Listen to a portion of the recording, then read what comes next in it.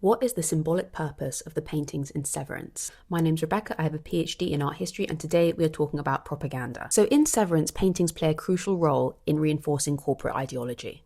The offices in Severance are barely decorated, but when they are, there are single paintings which always feature the founder, Keir Egan, in a position of divine authority. This is the first painting we see in series 1. The figure of Keir is dressed in biblical garb, he's got a whip and he's got kind of divine light coming from behind. And then cowering on the other side of the image, we have these figures, one of which is a goat. The composition is very evocative of 16th and 17th century Italian religious art, like Caravaggio, for example, where the use of light and shadow is meant to emphasize kind of godlike spiritual feeling. Then later in the season, we see this portrait of Keir in the office. It hangs in macrodata refinement.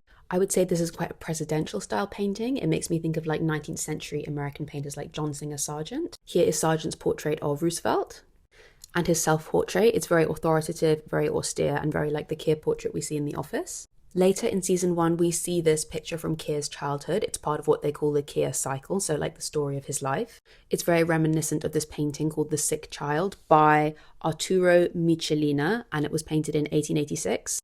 And it's a genre painting, which means it's a scene of domestic life. And in the context of Severance, it may be intended as a way to humanize him to the workers.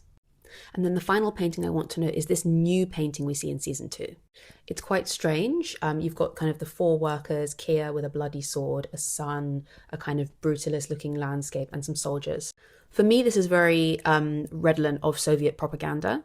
It's a combination of the color scheme, the rigid composition, and the kind of fatherly dynamic between Keir and Stalin.